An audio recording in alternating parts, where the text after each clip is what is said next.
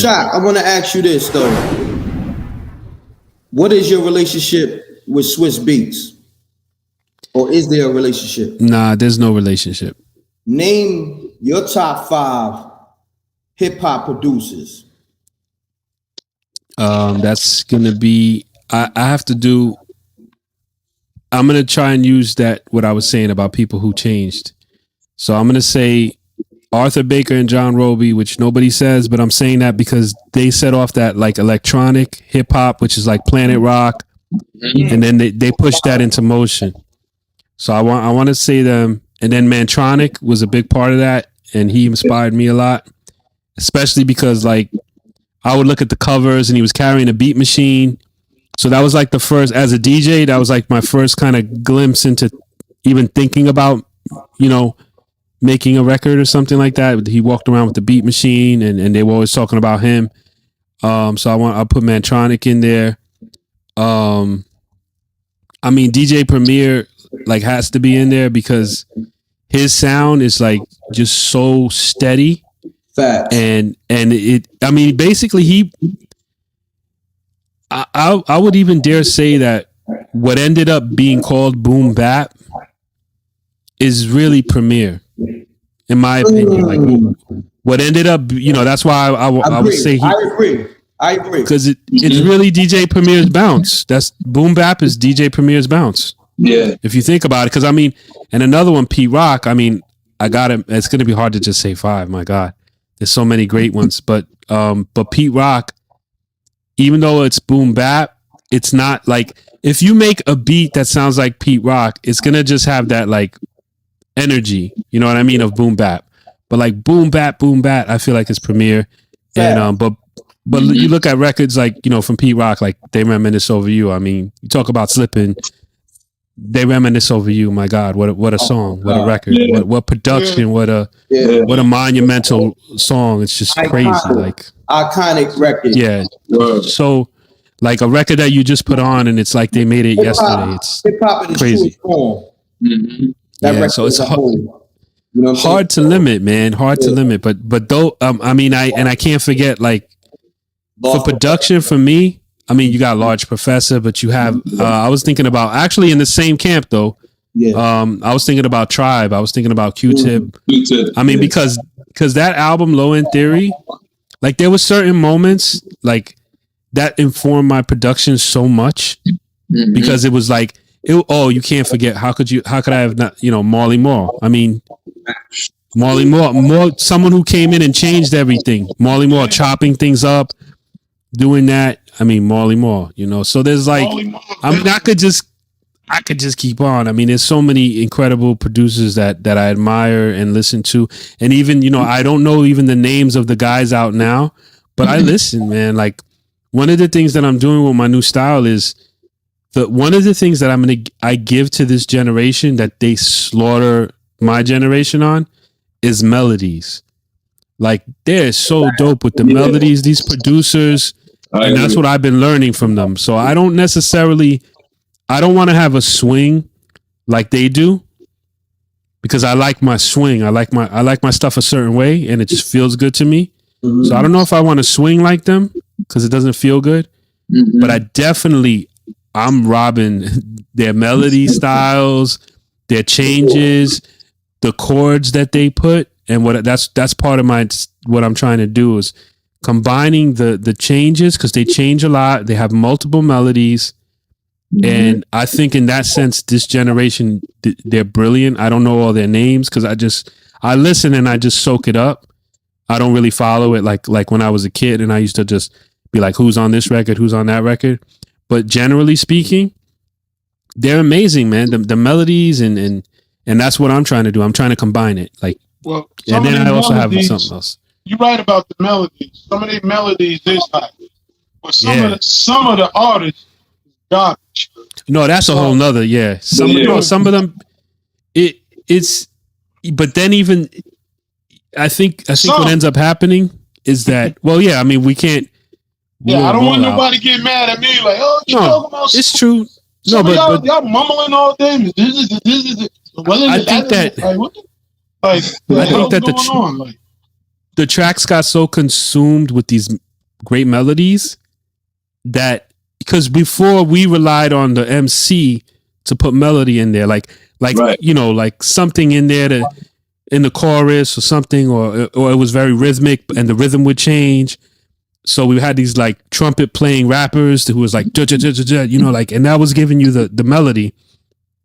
And now there's so much melody in the beats that I think the rappers don't have to make the melodies anymore. So they just can just be like, yeah. And that's enough because the melody's already screaming in the back, you know, and it's working. So they might just tell the whole beat by itself at this point. You know what's messed up is if you look at the producer community, producers are getting the short end of the stick a lot of times right now because they're doing these. I mean, I don't want to get too much in the business side, but they're doing a lot of these buyout deals. The artists, you know, they're just buying out the beat from a lot of producers. Okay. So they're just taking it, like they're giving them like $400 or $500 early, right? And then they taking ownership of the beat and everything. They're just taking it. So and that's wrong. You're basically saying they're doing the Easy Mo B deal. Oh man. I don't know about that one. I don't know how that worked. Rec know what I'm talking about. Yeah, but I don't know Easy Mo B was doing that with Diddy. So you mean to tell me Diddy was cashing them out and then he didn't get no back end? It was just good business. If that's the way it happened. Yo, if you call that good business. I mean, yeah, you can do it. It's called they call it a work for hire. Yeah. And if you sign it and you take the money, that's the way it goes. If you got a beat that you playing, I hear it, which was given to somebody else, and then they didn't want it. Craig didn't even want to do Flavor in Your Ear. He didn't like it. Facts. Diddy was like, do it. I'm telling you, that's a hit. Craig didn't want to do it. But he eventually did it. That changed. Easy Mo B thought it was, you know, like, it's an average beat. How much you gonna give me for it? Yeah, I'll take it. Look what Diddy did with it. So you can't wait for him to blow it up. Then you be like, that man owe me money. He jerked me. He did this. He did that.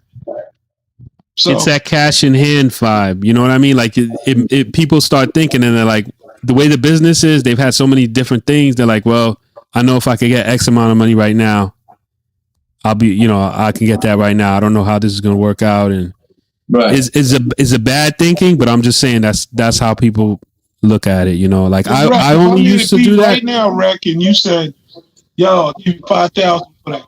And I'm just like, all right, yeah, fuck it. That's later I hear you put it out, you did 10 million. What am I gonna say? Yeah, no. Damn, I ain't getting no royalties on that. Rec jerked me, man. You know what I'm saying? You know what they say? You don't get what you're worth. You get what you negotiate. Yeah, that's true. Oh, true. That's how it goes. Yeah. You know what I'm saying? If you want some, just give me 5,000 and you can have it beat, that's you, then that's what you negotiated. Well, that's what basically be happening. Yeah. And Puff usually get the bad end of the stick. Yeah. You know what I'm saying? So yeah, definitely. It's good business in his eyes. So Shok, I want to ask you this though. What is your relationship with Swizz Beatz? Or is there a relationship? Nah, there's no relationship. There will never be a relationship with Swizz. Oh, wow. Because because he, you know what? Like like me and him are cool and he's through the roof right now. And I'm not jealous at all. But you know, he knows like what's going on. And he's even taken some of my, like, Spit These Bars, for example. He even took that beat and he redid it. What? And didn't even, he redid it on, it's called Street Knock in like 2008 or something. It's with I think ASAP is on there with him, I think. So he redid that, and it was like when he was doing that Monday Monster thing or whatever. And he redid it, and he didn't even like, you know, clear it, nothing. And then I called him out on it, and he felt like he felt like it was like his right. Like, you know, it was like a nod to me and like I should be grateful. Wow. Like, it's like there's an attitude, in my opinion, when people get so high up there where like it's like they feel like they need to be worshipped. And you know, they're so used to everybody yesing them, and like I'll work a regular job, you know what I'm saying? Like to me there's more that's something like more respectable, you know what I'm saying? Like I'll work a regular job, I'll fight my case, I'll do what I got to do, but like biting is biting, man. Like I'm from the old school where like you don't bite, man. Like and if you bite, like that's what I was raised in. Like I told you, they were like my brother was breaking, like biting was like that's not cool. And if you bite from someone who's supposed to be a colleague, or you know, I'm not even gonna say like I felt like we were friends, you know, but I don't even want to say that, just a colleague. If you bite like that and then you don't even own up to it and be like, damn, maybe we should, and then reach out to the person and be like, yo, let's work this out. And plus he knows what's going on with the R. Like that's his uncles. And you know, it's like I can't really like, why would I want to be friends with somebody like that? Like if you see what's going on and you're the nephew and you're like super powerful and you don't even care, it's like, why would I mean, what kind of a friend is that? Like, I don't want no friends like that. And just because you're powerful, like I said, I'll do what I got to do. I work. I make my music. I mess with people who want to mess with me.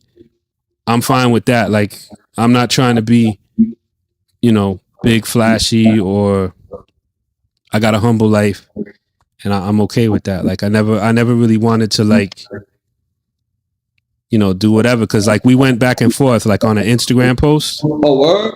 Yeah. And he was like, you know, saying, you know, like I took my foot off the gas and all this stuff. Like he was trying to compare himself to me and like put me down. But I don't even know why you would want to do that, because you're like high on top of the mountain. Like, yeah, you surpassed me in everything in the world. Like, why would you even feel like your ego is fragile to that point that you have to like try and say something to me like that? You know what I mean? Like you're like a hip hop icon, like literally. Like, why are you even trying to do that? You know, you should just settle it and just be like, yo, you know, it's not no beef. I'm not a thug or nothing like that. Like I'm just being honest. Like you're just speaking your truth. Yeah. I'm just being honest. Like, it's not like I have beef, or I don't think it's right that you bite and you don't give credit. And then when you called out on it, you try to make it sound like I'm supposed to bow down to you because you're some type of king. Nah, I work hard. I did what I did, and I should get credit on that. You know, I didn't do a lawsuit on that because I'm already deep into the other one. It wasn't really worth it.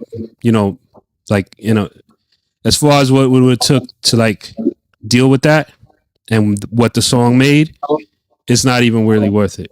I hear that. So thanks for clearing the air on that. So yeah, one more thing to piggyback off that, how do you feel about Swizz producer skills, or like how would you weigh that up? I think he's a dope producer. I mean, one thing I'll tell you, he's like very good at putting songs together. He's very good at like creating an energy. Like even a beat can be not so great. Like, and everyone knows it's not that great, but then he starts to kind of like get people into it. Then they start spitting on it, and then you're like, yeah, okay, this could work. And then he comes in. You gotta create that vibe. Yeah, he's great at it. Like he's great at it. Like he's and in some senses that can be more powerful than creating like great music. You know, music by itself. You know, like it can be more powerful because music really is emotion, energy. Yeah. So I think he's a phenomenal producer. I got as a producer, I got mad respect for him. Utmost, you know what I'm saying? And I would never like, I don't have animosity towards him. When I speak the way I speak, like I can't really have like a relationship, is because unless that was straightened out, you know, if he called right now, And he was like, yo, Shok, I didn't know that you going through that with my, you know, for your money. And I, you know, maybe I should have gave you the credit on that since I did bite you, that whole beat and not give you credit.